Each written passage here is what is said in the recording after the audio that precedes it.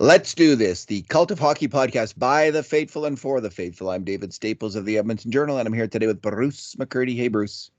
Hey, David, how are you doing tonight? Good.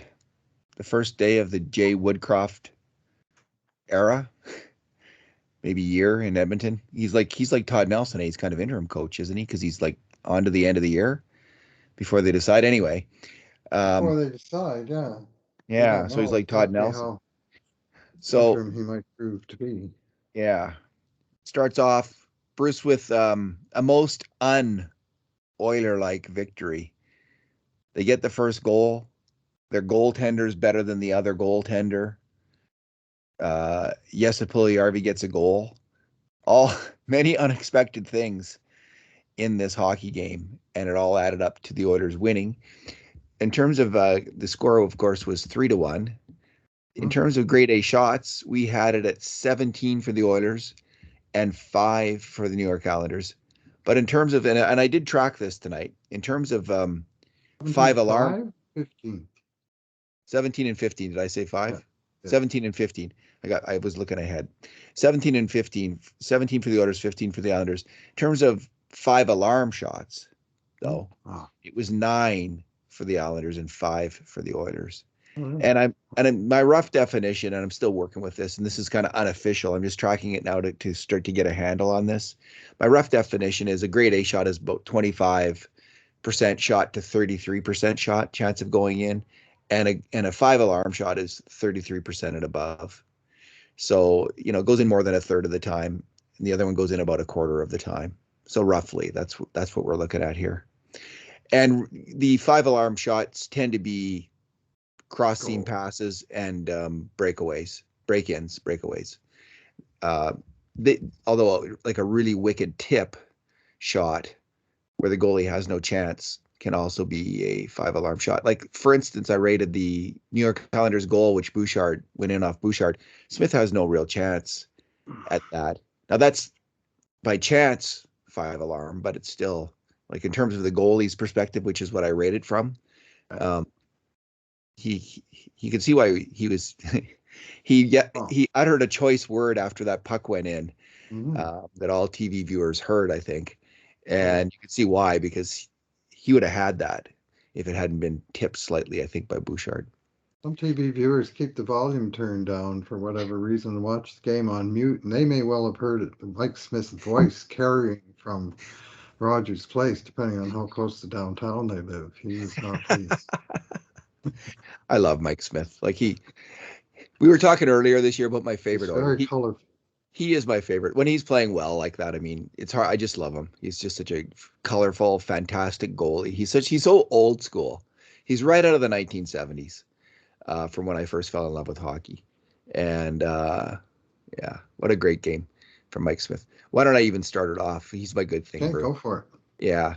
So as I mentioned, 15 grade A shots from the Islanders in total, and of those, a subset of 9 5 alarm shots for the Islanders. And I'll just go through a few of them. The Oilers did everything they could, Bruce, to lose this game, honestly. And the first period, before there was a goal, Lagesson, he was the last guy, and the puck goes just shooting right across the crease to Anders Lee, who's right on the doorstep, and how he does not score is amazing to me.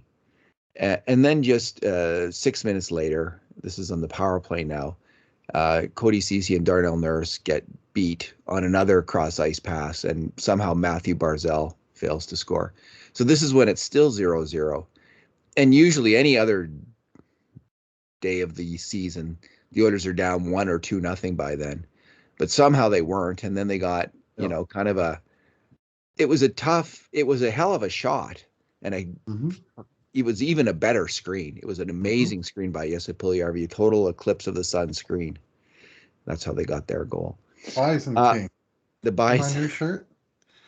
I like it, Bruce. My wife got me a shirt. She pulled it out after the game was over to celebrate the Bison King's first goal of 2022, I believe. But he had a big game tonight. So if that wasn't bad enough, after giving up those two kind of cross seam, like just unbelievably good chances, um, it- uh, in the second period, in the just the beginning of the third period, there was 3 break-ins. Tyson Barrie gets beat badly on the first, and Adam Pelech, is that it? Adam Pelech or Matt Pelech? What's his name? The Islanders defenseman. Oh yeah, he is Adam Pelech. Adam Pelech breaks in and has a cross crease, puts almost break in, and then one of the lower moments for two rookie defensemen, Philip Broberry and Evan Bouchard, are out there, and they both get absolutely beat, and Zizekas is in there on a break-in. Finally, at the start of the third period, Yamamoto makes a bad pinch, and Beauvillier goes in there on kind of a break-in and puts it off the post. So between the cross ice passes and the break-ins, that was a lot of major defensive breakdowns for a team.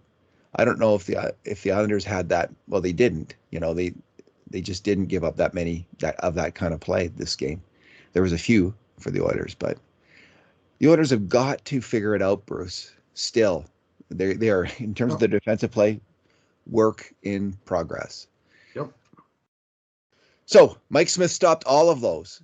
Or the post on 2 of them, and on Beauvillier's shot and Wallstrom's shot that looked like it was in when it was initially taken. He got a little lucky there, but he was also very good, and very good when he needed to be early in the game. Just some amazing saves, honestly. So way to go, Mike Smith. And Bruce, I have to say, I'm gonna have to remind you of this. I called it. You said Skinner, I said Smith. Yeah, and the more I thought about it, the more I knew you were probably right. Yeah. How the politics of the situation played out for the new coach coming in. If he's going to want Mike Smith to be one of his leaders, the thing is setting up that down the stretch of the season, Skinner may well, he'll get one of the 2 games in California. I'm certain of it. If that doesn't happen, knock me over with a feather. And then he'll likely stay in California, and Smith will come home, and Koskinen will come out of the bullpen. So it was the politic choice for Jay Woodcroft, who otherwise showed a lot of faith in the younger players and stacked his lineup with them. So it was a nice, it was a very, very interesting debut from the head coach. But clearly he made the right choice in net.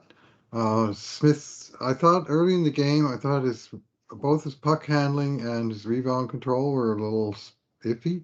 Mm-hmm.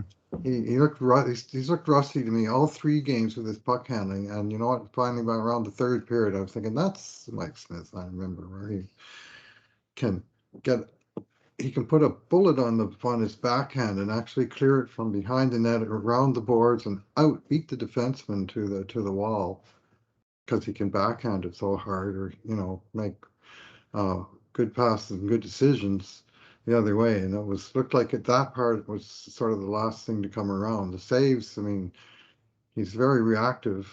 I'm not sure his technique is where it was last year, but he's sure making the saves look good. And that he had a couple the other night that I thought, well, that looked like routine save except on a hockey card. But credit to him. He brought fire tonight. You could hear his reaction to that goal. I thought he did a nice job selling the goalie interference. That was a nice call to get with about 4 minutes to go in the third period. Up until then, the refs were my bad thing, but that one kind of evened it out, because I really didn't think that who was the Islander who got that penalty? It was Mayfield. No, Pajot. I didn't think he did much wrong.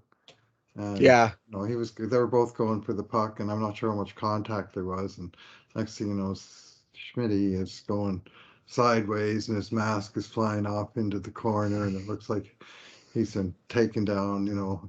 And anyway, veteran play. Veterans got the call. Well, they'll come much more veteran than Mike Smith. So pretty hard not to cheer for that guy. I know something. Some people don't, but man, what a story! Like, come on, anyone over the age of 40 is cheering for Mike Smith. I'll tell you that much, because at least if they have a heart. Because I mean, he's such the old guy doing great. That's kind of an irresistible storyline, and And when it it's works, yeah. when it works. And again, we've seen goalies play well into their 40s in the NHL. It's not uncommon. Well, it's extremely uncommon. But again, the weird thing is the guys who do it tend to do it a couple years in a row, which made me think maybe Smith is going to pull it off. Now he hasn't to date because he's been injured, but maybe he's going to get healthy here and go on a run, and that would be obviously huge for the Edmonton Oilers. Bruce, what is your good thing?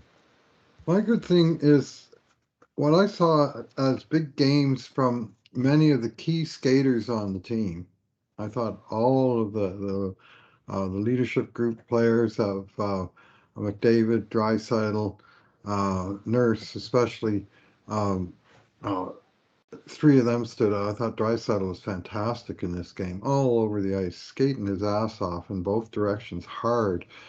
And I mean, there was one sequence in the first period where he barreled down the right wing to win a loose puck in the corner. He set a great pass across that Evander Kane just missed putting home.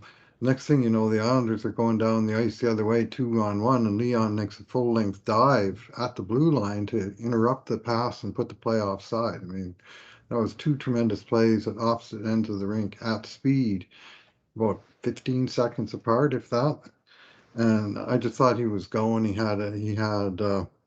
Um, he had the 200-foot game of his and his skating legs, best that I've seen in a long time from Leon. And McDavid, I mean, uh, he's been struggling, and people are starting to point it out. Well, one of the stats that I've kept up my sleeve because I don't like it is in the last 12 games, Connor had one primary assist in 12 games. This guy had 50 of those last year in 56 games, and he's part of his game has gone amiss. And tonight it came back with two primary assists, and briefly credited one on the third goal, which was later removed from him, but he was part of the chaos that led to the goal. And but skating well, and there was one play in the third period where both Connor and Leon were on the ice together, and they both came back on the back check hard. Connor right into the corner, and then Leon right back on his tail. When the puck came out, he was on it, and the play went nowhere. So, uh, and Nurse, to me, he was more commanding, more in control of himself than I've seen in a while. It was in his own end. He was a tower of power to my eye, and he probably got beat on a play or two, but I just liked how he kept his composure and uh, didn't rush.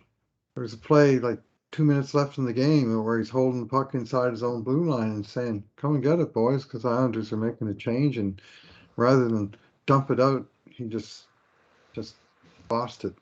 And I mean that was sort of the most recent thing towards the end of the game that I remember. But I thought he was in command for much of the night. Yeah, And his then, his decision making was a lot stronger in this game. mhm, Who was saying, "Oh, Mark Spector was criticizing Nurse yep, along with McDavid," and you know what? Mark got yep, heat for that column, but I was yep, nodding my head when I read that column. Honestly, Bruce, like there is some truth, there's some hard truth to what Mark Spector was saying about the need for better defensive play, and I wouldn't yes, single no out, argument. I Yeah. wouldn't necessarily single out these guys, Mhm. but they are the leaders on the team, so They that's why. responded. They responded like leaders, and maybe that's Yeah. what Speck was going for. If it was genius move by him, I thought the idea of saying that McDavid couldn't carry Crosby's equipment bag was a little bit of a stretch. That one Well, it's kind of incendiary, right? Like it's it's stung. it's Yeah, it's meant why to do that? sting. That hurts, right? Like Hmm? what we would No, say no. is we would put it as McDavid, of all the forwards, McDavid's made the highest rate of mistakes on grade A shots against of any Oilers forward. That doesn't sting as much, maybe, than than a Well, biting comment, but they're both saying the same thing essentially, and that's what we've seen. Like he has struggled this year on defense, so anyway, not just alone in that though. to complete on skaters. I mean, Hyman was good, Kane was good, Yeah. but the two guys that I kind of singled out in my post a little bit today, previewing the Jay Woodcroft era, or guys that he coached at both levels, AHL and previously an assistant coach in the NHL, and those are Jesse Puljujärvi and Kari Yamamoto, and I thought both of them are excellent in this game, really good. And of course, Puljujärvi cast a mammoth screen on the CC goal, and then he scored himself right off the face-off, and he had 5 shots on net. A couple of them at least of type very dangerous, and just skating well. He made a great defensive play in the early going where he came back. I think it was on Matt Barzal. I think it was 13 on 13. He came back, lifted Barzal's stick, and broke up what appeared to be a dangerous rush deep in Edmonton territory. And Yamamoto, I mean, Yamamoto made one bad mistake where he pinched when he should have backed off, and it allowed for a 2-on-1. But otherwise, he was all over the puck. He made excellent passes in this game. He was finding guys. He was moving the puck quick. He was moving himself quick. He had 5 shots on goal in this game. And those guys, if whatever worm is turned here with the change of coach, wakes up a significant percentage of these guys to raise their games from where they were. This is, potentially a turning point for sure. I mean, imagine getting both those young guys playing like they did tonight on an ongoing basis. What a difference that would make. They've been in such funks, hey? They both have. Yes. And Puljujärvi, like 4 of his shots were grade A shots, 4 of the 5. Believe it. And he looked like a different player. Mm-hmm. He looked like a different player. Yamamoto looked like a different player. I thought Evander Kane looked really good. Like, I've been impressed with him in his first 3 games. I thought he looked really good here in this game as well. Hyman, Zach Hyman. He was in it. He's had some struggles now and then, putting up goals and points for periods of time. But he always gives his all, and he had a really good game tonight. Are you grading the game tonight, or is that correct? I am grading the game. That the grades, all right. I'm going to be giving out lots of 7s and 8s even in this game too. A lot of the guys I just mentioned. Darn tootin'. All right, Bruce. You go first on the bad thing. Well, I've already given my bad thing, Bruce. Did you? When I listed all the okay, great shots and the defensive breakdowns, right? Okay. Mike Smith had to put out. That was also my bad thing. Like, Mike Smith turned them into good things. He generally speaking, or the post. But man, you cannot have that. And it was mainly the defensemen tonight who were at fault on these plays. So they just got to crank it up. And they're missing a little bit of defensive horsepower. Duncan Keith was such a high event player. It's hard to say that they're missing him on defense. But we'll see how it goes. I mean, Markus Niemelainen and Philip Broberry are rookies, and we'll see how they do in the long run here. It's going to be an interesting time for them to try to get through this without Keith and with younger players in these positions. I guess that's what they're going with. That's the exciting thing about this Woodcroft era, I guess. Like, we really are seeing it firsthand. Here we go. Like, players are getting a chance to perform. Some younger players are going to get a chance, and because of that, Stuart Skinner's also going to get in some games, I think. So, well, I guess Koskinen come back. It'll be interesting to see what happens there. These high number guys: 75 Bouchard, 80 Niemelainen, 84 Lagesson, 86 Broberry, all played under Dave Manson and Jay Woodcroft in Bakersfield a lot. And so they will be very familiar with all these players. They all got in. He went with a 7D 11 forward. He press boxed Devon Shore in order to dress both of Niemelainen and Broberry, got called up, and they delivered different things. So Niemelainen was with the shiver my timbers hits, a couple of them. Holy moly, that guy plays for real. 7-11 for 7 hits in 11 minutes. Yeah, that's exactly right. I mean, all 3 of the 80, 84, 86 played 11 minutes and change. So they really did rotate them out in there, and heavily relied on CC and Nurse at 26 minutes each. Broberry had one terrible line change. Ooh. Yeah. Oh yeah, he made mistakes, and yet he made a play that key to goal in that play that McDavid, Benson won, or at least sawed off a battle on the sidewall, and McDavid jumped on the puck and he just scooped it out into the neutral zone for Hyman. And Broberry was in the middle of the slot, read that McDavid was going to get it, and he just took off. And because he went up the ice and joined Hyman with nobody close, the defenseman had to play the middle of the ice. Yeah. It would have been a one-on-one otherwise, and I can't imagine Hyman would have just been able to carry the puck into where he did carry it, fire the shot that he fired. That turned out to be the winning goal. And so Broberry is going to get a plus in my grade, at least for that play. And I thought otherwise he had his nervous moments, or at least they were nervous for me watching.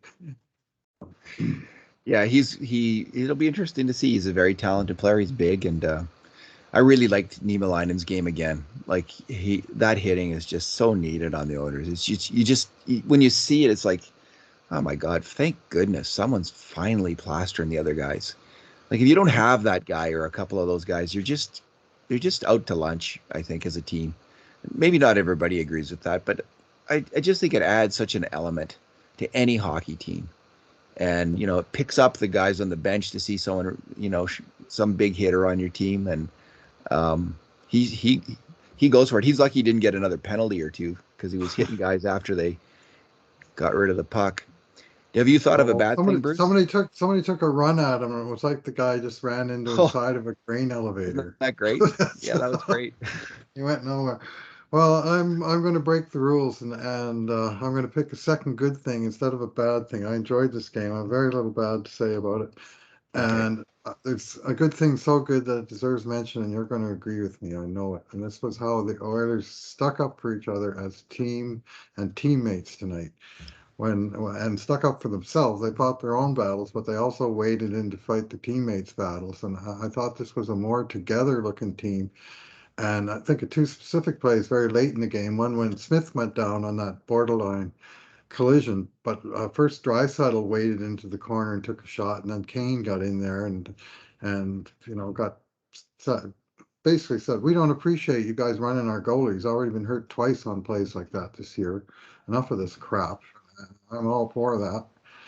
And then in the 20th, 60th minute, the 3600th second of this game, Oliver Wahlstrom decided to take a run at Darnell Nurse while Nurse was fishing for the puck in center ice and gave him a shot. And closest teammate, that's the rule. Closest teammate. Doesn't have to be the biggest guy, the toughest guy. Closest teammate was Ryan Nugent-Hopkins, and he went right in there and gave Wahlstrom a shot. And then Nurse, with a Wahlstrom high stick Nugent Hopkins, and then Nurse gave him a shot in response for what he did to Nuge. So they each stood up for the other guy in a very short interval. And all of those things, like, to me, I'm old-fashioned enough about hockey to know that it's a team game, and it works best when your team is together and stands up for each other. And I saw more of that in tonight's game than has been apparent in the last while. And it was just nice to see that team spirit. Yeah, I totally agree, Bruce. I loved Kane's response, and yeah, that was great.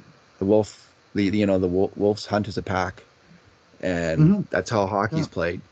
And you got to have that spirit on a team, and if you don't, come on, you're not going anywhere. So, numbers, Bruce. My number is 0. And again, referencing Mark Spector's column. Which I think had some incendiary language and probably went a little too far, but he had a point to make and he made it. And one of his job is to get attention too. That's all. In the media. That's part of the function. Anyway, tonight I noticed a few things right off the start. Draisaitl down low on the slot, covering off the slot. Draisaitl every time down low on the slot. McDavid down low on the slot, doing their job in the slot, defensive slot. That has been missing. That has been missing. And it can't, Mark is right. It has to be there if the Oilers are going to win. It's just not negotiable. It is not. And tonight they did it. 0 mistakes for both of these players, 5-on-5 on grade A shots against. They kept clean sheets, both of them. If you get a game where McDavid and Draisaitl are centering their own line and they keep clean sheets, Bruce, it'd be interesting to go back and see how many of those games the Oilers win.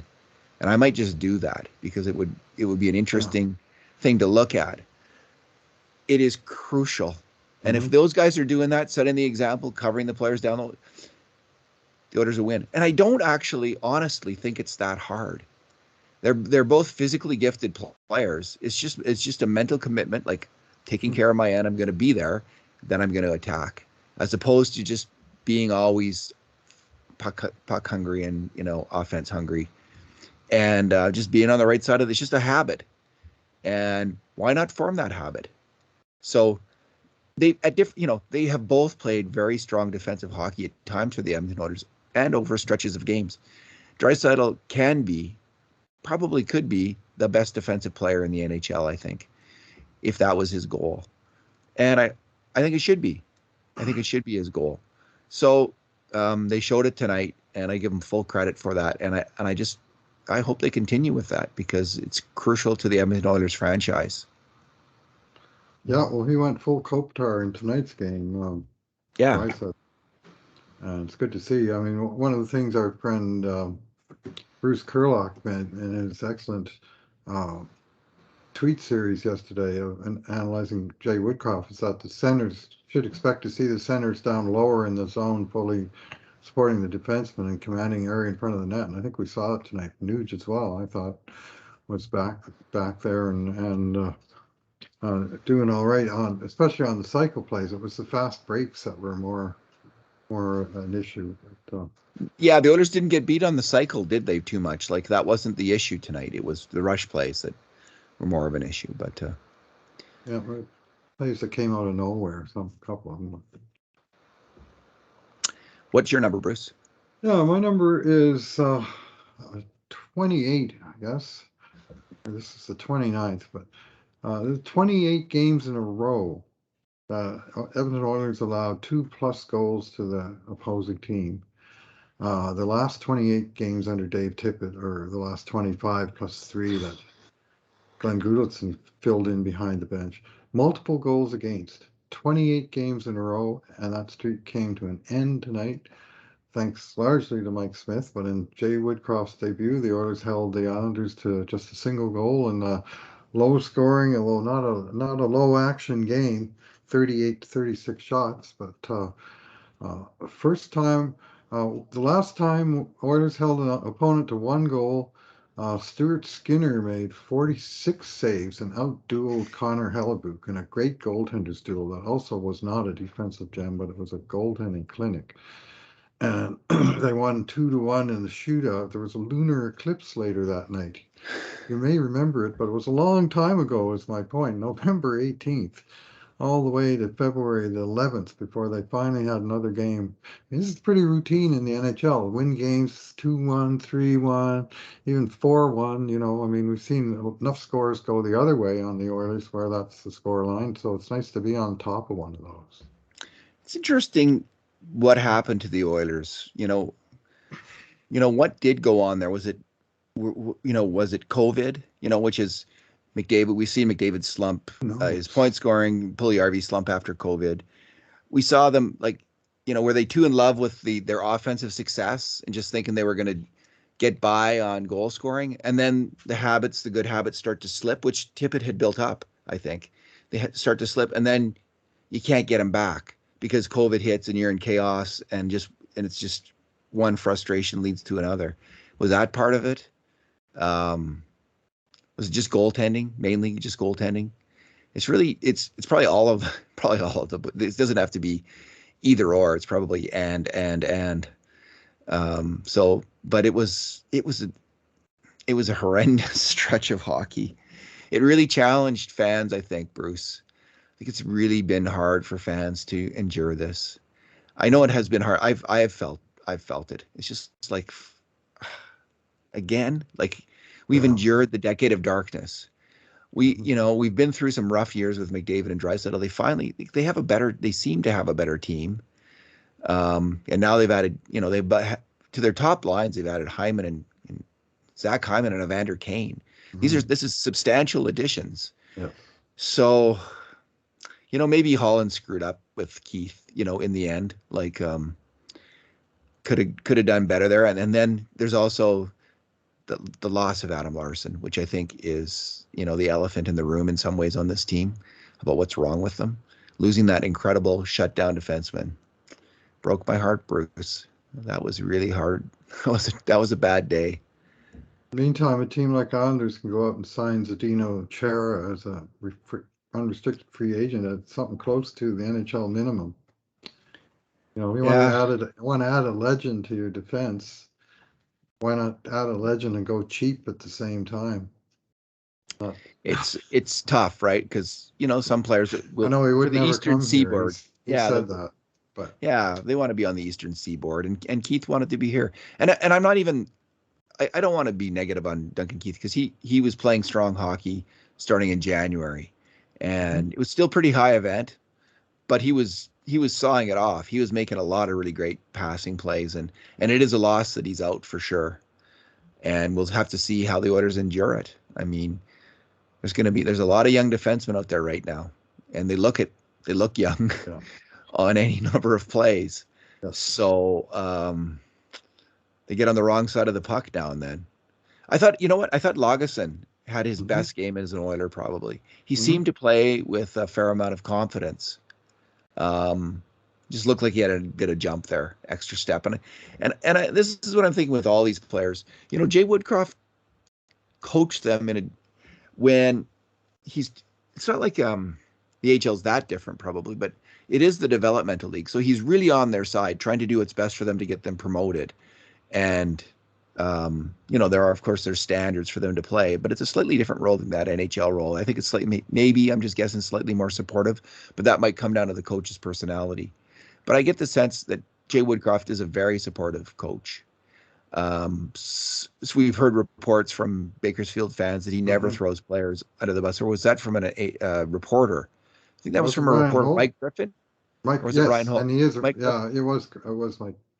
Yeah, he worked and for Ryan the said Californian. really nice things about him as well. It didn't just sound like like gratuitous stuff. I mean, he there was some meat to it in terms of what reasons why he liked Woodcroft, and I like Woodcroft. I'm rooting hard for this guy. Like, talk about it. He's talk about taking the overland route. 13 years an assistant coach, and then taking a demotion out of the NHL to get the chance to run his own bench and to do it as well as he did and get called up. I mean, he's like a third round draft choice that's getting called up when he's 24 years old, and he's rode the buses and for that reason, I'm hopeful that he might be better for connecting with some of the third round draft choices and similar in the organization that they, to me, badly need to fill out the support staff on this club with internal players. And they've just brought up a guy who knows these players and has been working with all the second and third and fourth and sixth round draft choices for these last years. And some of them are here already and some of them are close, and he's in a pretty good position to guide them on the next step, I think. So I like the possibilities. He's got to prove himself on this level, but we'll start with a 3-1 win over a traditional rival. Well, Bruce, let's leave it there. Because you got some work to do tonight. So thanks for talking tonight. Yeah, thanks for listening, everyone. And in the meantime, and in between times, this has been another edition of the Cult of Hockey podcast.